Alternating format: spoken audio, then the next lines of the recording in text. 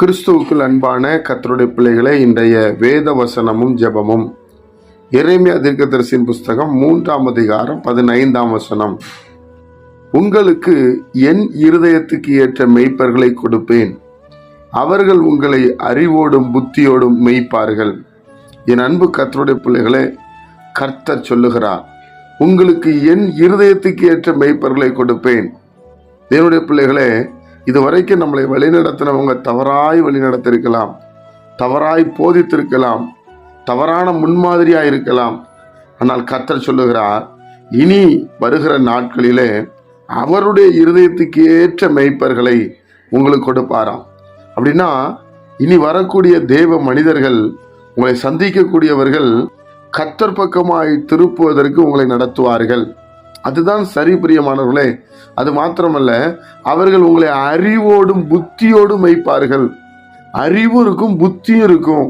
அதனால அந்த மேய்ச்சலை நீங்க கண்டடைவீங்க, ஆசீர்வாதத்தை பெற்றுக்கொள்வீங்க, சமாதானத்தை பெற்றுக்கொள்வீங்க, சந்தோஷத்தை பெற்றுக்கொள்வீங்க, மேன்மையை பெற்றுக்கொள்வீங்க. தேவனுடைய பிள்ளைகளே, நமக்கு ஒரு பிரதான மெய்ப்பன் இயேசு கிறிஸ்து இருக்கிறார். அந்த இயேசு கிறிஸ்துவுக்கு கீழே இருக்கிறதான ஊழியக்காரர்கள் ஒவ்வொருவரும் தேவனுக்கு பிரியமாய் நடக்கிறவர்கள். இனி வருகிற நாட்களிலே வேத வசனத்தை சரியாய் போதித்து வேத வசனத்தின்படியே உங்களுக்கு நடக்க சொல்லிக் கொடுத்து கர்த்தர் உங்களை அவர் பக்கமாய் திருப்பி நித்திய ஜீவனை சுதந்திரத்து கொள்ள செய்ய போகிறார். விசுவாசிக்கிறீர்களா? அவர் இருதயத்துக்கு ஏற்ற தேவனுடைய பிள்ளைகளே, கர்த்தருடைய இருதயத்துக்கு ஏற்ற மெய்ப்பொருளை கொடுப்பாராம். அப்படின்னா அவங்க 24 மணி நேரமும், ஒரு நாளைக்கு 24 மணி நேரமும் தேவனையே சார்ந்திருப்பார்கள். இயேசு கிறிஸ்துவை குறித்து பேசுவார்கள். உலக காரியங்களை பேச மாட்டாங்க, உலக பெருமையில பேச மாட்டாங்க, உலகம் எப்படி இருக்குன்னு சொல்ல மாட்டாங்க.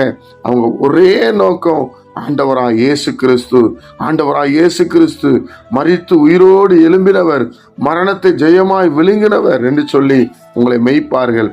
அறிவோடும் புத்தியோடு மெய்ப்பார்கள். நீங்கள் கட்டாயம் ஆசீர்வதிக்கப்படுவீர்கள்.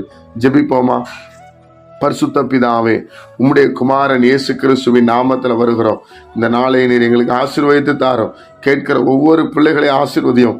இதுவரைக்கும் எங்களுக்கு நல்ல மெய்ப்பர்கள் இல்லை ஆண்டவரே, நாங்கள் உணர்ந்து கொள்கிறோம். இப்பொழுது நீர் எங்களுக்கு அறிவோடு புத்தியோடு மெய்க்கத்தக்க நல்ல மெய்ப்பர்களை எங்களுக்கு எழுப்பி தருகிறதற்காக உமக்கு ஸ்தோத்திரம். இதை கேட்கிற ஒவ்வொரு பிள்ளைகளையும் கர்த்தர் ஆசீர்வதியும்.